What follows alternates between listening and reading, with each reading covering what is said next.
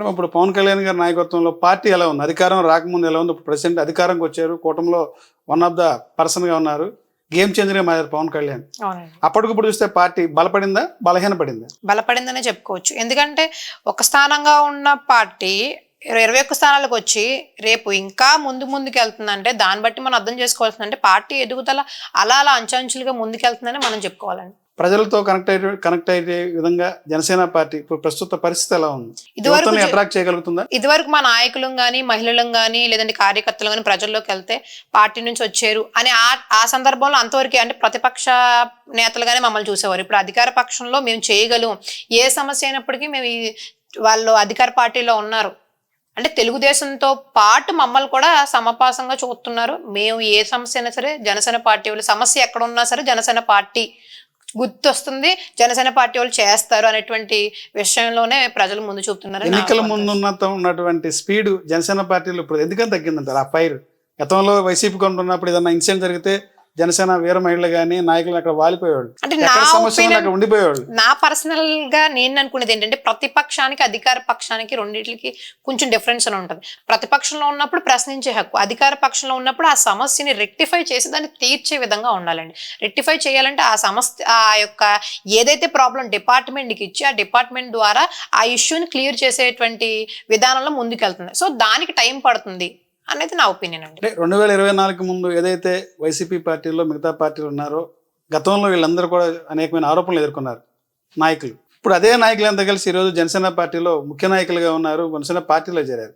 అట్లాంటి పార్టీ నాయకులందరికీ జనసేన పార్టీ కేరా పడ్డాగా మరి ఏం చెప్తారు? ఎలా స్పందిస్తారు? అది అసలు అలాంటి విషయం అయితే లేదండి. తప్పు చేస్తే ఎలాంటి వ్యక్తులైనా సస్పెండ్ చేస్తున్నారు.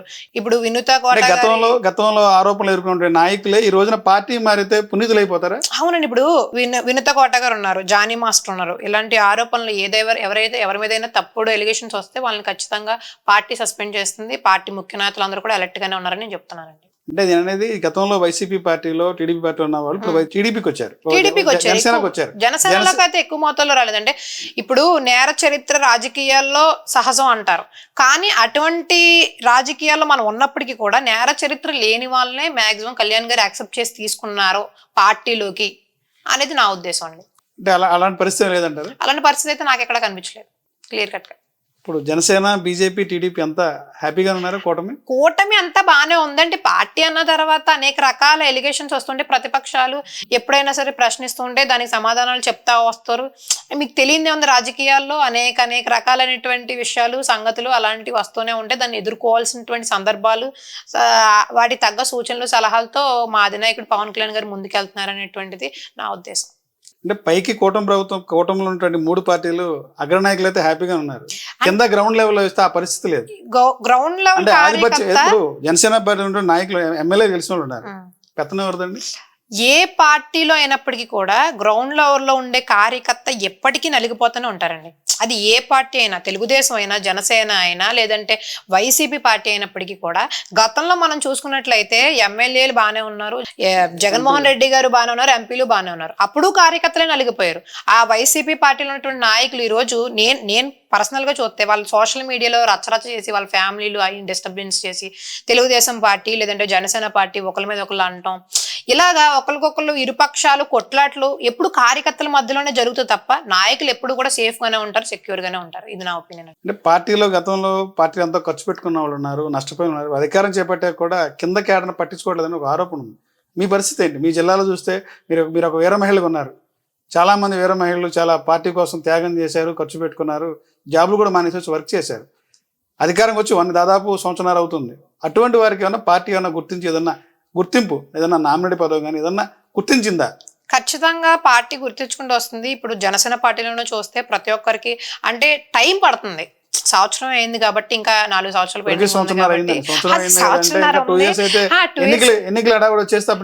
అయినప్పటికీ కూడా అంటే కూటమిలో ఉన్నాం కాబట్టి అందరి నిర్ణయాలు సేకరించి మనకి ఎంతవరకు వాళ్ళు ఇస్తున్నారు, ఎన్ని పదవులు అయితే మనకి సపరేట్ చేశారు దాంట్లోనే సర్దుకోవాలి కాబట్టి కొంచెం టైం పడుతుంది. జనసేన పార్టీ అయినా, తెలుగుదేశం పార్టీ అయినా, మిగతా ఏ పార్టీ అయినా అధికారం చేపట్టేటప్పటికి కొంచెం ఇబ్బందులు అయ్యి ఫేస్ చేయాల్సి వస్తుంది. అందులోని ఇప్పుడు ఈ సంక్షేమ పథకాల మీద కూడా కొంచెం కాన్సన్ట్రేషన్ పెట్టడం మూలంగా కొంచెం ప్రభుత్వం మీద ఒత్తిడి అయితే పడిందని నేను అంటాను. ఆ ఒత్తిడి మూలంగా కొంచెం కార్యకర్తలు నలగటం అది ఏ రాజకీయ పార్టీలో అయినా సహజం. దాన్ని మనం అర్థం చేసుకోవాలి. పార్టీలో ఉన్న వ్యక్తులం కాబట్టి ఇది జరుగుతుంది, మా నాయకుడు ఆలోచిస్తాడు, మా గురించి మాకు న్యాయం చేస్తాడు అనేటువంటిది మన ఇంట్లో మన కుటుంబ పెద్దలు ఎలా అయితే ఏ విధంగా నిర్ణయాలు తీసుకుంటారో అలాగే మన మన అధిష్టానం ఎలాంటి నిర్ణయం తీసుకుంటుందని వేచి ఉండాలి అనేది నా ఒపీనియన్ అండి. జనసేన పార్టీలో ఉన్న క్యాడర్ మీరు సంతోషంగా ఉన్నారా, హ్యాపీగా? ఎప్పటికీ కళ్యాణ్ గారు ఏ పదవి లేనప్పుడు, ఏ పదవి మాకు ఇవ్వలేనప్పుడు, ఆయన జీరోలో ఉన్నప్పుడు మేము తోడున్నాం. ఈ రోజు 21 స్థానాల్లో ఆయన బ్రహ్మాండంగా ఉంటాయి, డిప్యూటీ సీఎం స్థానాల్లో అంత పెద్ద హోదాలో ఉంటే మాకు సంతోషం కాకపోతే ఇంకేంటండి. రాష్ట్రంలో రెడ్ బుక్ పరిపాలన నడుస్తుందా, అంబేద్కర్ రాజ్యాంగం నడుస్తుందా? అదైతే కన్ఫ్యూజన్ అయినటువంటి విషయం. రెడ్ బుక్ అనేది లోకేష్ గారు ఒక అంశం మీద తీసుకొచ్చారు. అంబేద్కర్ గారి రాజకీయం ప్రజాస్వామ్యంలో అవినీతి లేకుండా, మచ్చ లేకుండా రాజకీయాలు ముందుకు నడవాలి అంటారు. అది 100% నడుస్తుంది అనేది లేదు. ఎందుకంటే గతం నుంచి చూసుకున్నప్పుడు అయితే అది ప్రజాస్వామ్యానికి విరుద్ధంగానే రాజకీయాలు నడుస్తున్నాయి. దాన్ని ఇప్పుడు మనం మార్చేయాలి, ఈ ఒక్క సంవత్సరంన్నరలో వచ్చి కళ్యాణ్ గారు మార్చేయాలి, డిప్యూటీ సీఎం గారు మార్చేయాలంటే అది అవ్వేది కాదండి. పరిపాలన ఆంధ్రప్రదేశ్ లో అంబేద్కర్ రాసిన రాజ్యాంగం నడుస్తుందా, నారా లోకేష్ గారు చెప్పబడే రెడ్ బుక్ నడుస్తుందా? దానికి నేను చెప్పలేను. అంటే 100% వైసీపీ అనేది ఏంటంటే రెడ్ బుక్ పరిపాలన భాగంగా అక్రమ కేసులు పెడుతున్నారు, అక్రమ కేసులు పెట్టి అన్యాయంగా ఇరికిస్తున్నారు అనేది, ఎవరైతే వైసీపీలో ప్రధాన నాయకులు ఉన్న వారి మీద అక్రమ కేసులు పెడతారు అనేది దానికి ఉదాహరణ ఈ రెడ్ బుక్ అంటారు. ఇప్పుడు కాదంటారా? లోకేష్ గారు ఏ విధంగా అయితే దీన్ని తీసుకొచ్చారంటేనండి, ఎవరికి ఇప్పుడు మహిళలకి, ఇప్పుడు నేను వచ్చానండి స్వచ్ఛంగా రాజకీయాలు చేయాలని రాజకీయాల్లోకి వచ్చాను, నాకు ఇబ్బంది జరుగుతుంది, నన్ను ఇబ్బంది పెడితే వాళ్ళ మీద యాక్షన్ తీసుకోవడానికి నేను రెడ్ బుక్ అనేది ప్రవేశపెట్టాను అన్నారు. అంతేగాని అరాచకాలని లేదంటే తప్పుడు కేసులు పెట్టి జైల్లో పడేయడాలని ఇబ్బందికరమైనటువంటి స్టేట్మెంట్లు ఏమి ఆ రెడ్ బుక్ లో లేవు. ఇంకా దానికి మీరు అనేదానికి ఇంకేముందని సంబంధం. రెడ్ బుక్ పరిపాలన కొనసాగుతుంది అని అంటే అక్రమ కేసులు పెడుతున్నారు. వైసీపీలో ఉన్నటువంటి ముఖ్య నాయకులు ఎవరైతే ఉన్నారో, ఎవరైతే యాక్టివ్ గా ఉన్నారో వారిపైన అక్రమ కేసులు బనాయించి అరెస్టులు చేసి లోపల పెడుతున్నారు అనేది ప్రధానమైన ఆరోపణ వైసీపీ చెప్పి. అసలు నిజంగా రెడ్ బుక్ పాలనే మన ఆంధ్రప్రదేశ్ లో రాష్ట్రంలో కొనసాగుతుంది అని మనం అనుకుంటే 151 మంది ఎక్కడ ఉండాలండి ఈ రోజు? మీరు చెప్పండి, 151 మంది ఎక్కడ ఉండాలి? కేసులు ఉన్నాయి, కేసులు రన్ ఉన్నాయి, బెయిల్ మీద బయట తిరుగుతున్నారు. వాళ్ళు చేసినటువంటి గతంలో అవినీతి తవ్వుకుంటే అంచెంచుల కింద ఉంది. అది మన మాటలో చెప్పుకోలేనటువంటి విషయం. రోజాయే ఈ రోజు జైల్లో ఉండాలి. చేసినటువంటి టీటీడీ టికెట్ల విషయంలో కానీ లేదంటే టూరిజం అడ్డం పెట్టుకుని కానీ. మరి ఇప్పటికి దాని మీద గవర్నమెంట్ మీరే ఉన్నారు కదండి, కూటమి ప్రభుత్వం ఉంది కదా, దాని మీద ఎంక్వైరీ చేసి అదే పర్సన్ జైలు పెట్టారు. ఎంక్వైరీ ఆల్రెడీ వేస్తున్నారు కదా, నడుస్తుంది. అంటే మీరు చెప్తున్నది ఏంటంటే ఇప్పుడు ప్రజాస్వామ్యాన్ని కొల్లగొట్టి మేమేదో రెడ్ బుక్ అనే దాన్ని ప్రవేశపెట్టి అక్రమంగా మేము కేసులు పెట్టి మేము పరిపాలన కొనసాగిస్తాం అన్నటువంటి విషయంలో చెప్పారు. అదైతే వాస్తవంగా ఎక్కడ జరగట్లేదండి.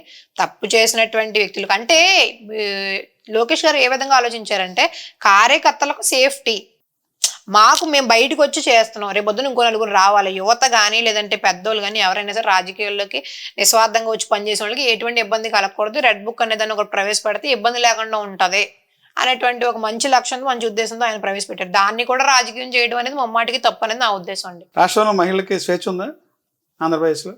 రాజకీయాల్లో ఉన్న వాళ్ళకి లేదు, ఇంకా కామన్ ఉమెన్కి ఉంటదని నేను ఎలా అడుగుతాను? నేను అయితే చెప్పలేను.